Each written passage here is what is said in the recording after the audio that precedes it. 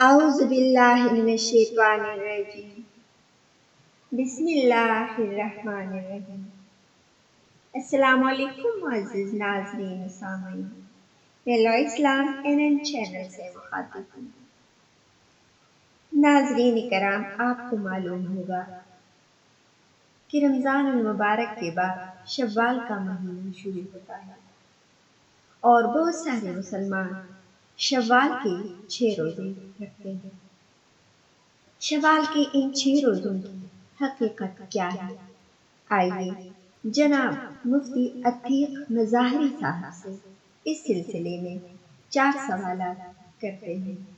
السلام علیکم مفتی صاحب۔ مفتی صاحب، شوال کے مہینے کے بارے میں آپ سے میں 4 سوالات کر رہی ہوں، قرآن و سنت کی روشنی میں جواب دیں۔ وعلیکم السلام ورحمۃ اللہ وبرکاتہ۔ پہلا سوال یہ ہے کہ شوال کے مہینے کے ان 6 روزوں کی حقیقت کیا ہے؟ اور میرا دوسرا سوال یہ ہے کہ ان روزوں کو مستقل طور پر رکھنا کیسا ہے؟ اور تیسرا سوال ہے ان روزوں کو کس حالت میں رکھ سکتے ہیں؟ اور چوتھا سوال یہ ہے کہ اگر رمضان کے روزے کسی بیماری یا سفر کی وجہ سے رہ گئے ہیں تو ان روزوں کی تلافی کے لیے میں نے شوال کے مہینے میں 6 روزے رکھے، ان 6 روزوں کی وجہ سے 6 شوال جو نفلی روزے ہیں وہ بھی ادا ہو جائے گا یا ان کو الگ سے رکھنے کی ضرورت ہے؟ آپ کا سب سے پہلا سوال یہ تھا کہ شوال کے 6 روزوں کی فضیلت کیا ہے، اس کی حقیقت کیا ہے؟ تو اس کا جواب یہ ہے کہ شوال کے 6 روزوں کی فضیلت حدیث شریف میں مذکور ہے۔ رسول اللہ صلی اللہ علیہ وسلم کا ارشاد ہے کہ جس نے رمضان المبارک کے روزے رکھے اور پھر عید کے بعد 6 روزے رکھے تو اس نے گویا پورے سال کے روزے رکھے، یعنی اس کو پورے سال روزہ رکھنے کا ثواب مل جائے گا۔ آپ کا دوسرا سوال یہ تھا کہ ان روزوں کو مستقل طور پر رکھنا چاہیے یا الگ الگ؟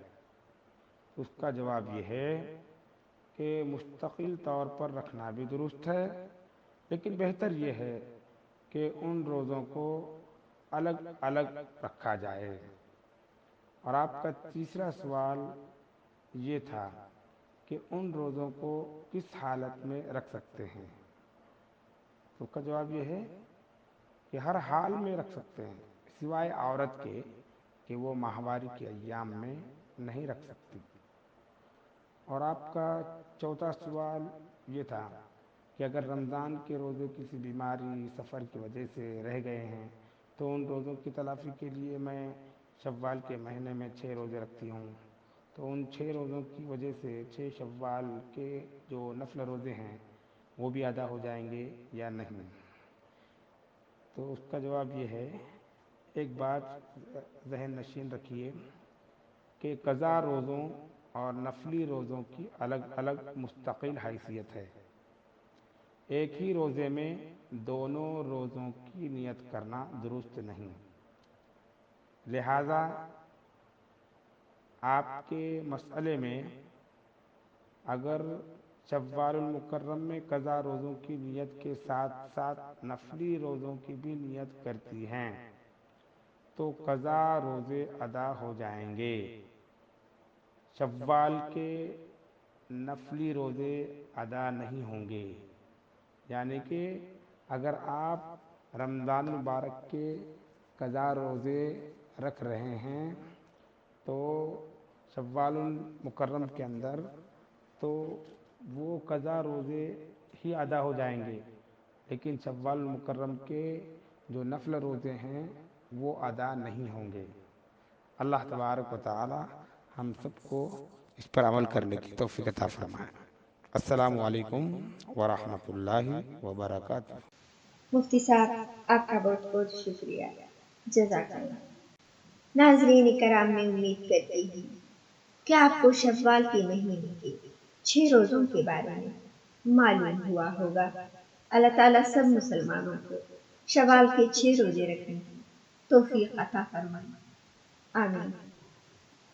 مجھے امید ہے کہ آپ کو یہ سوالات اور جوابات پسند آئے ہوں گے۔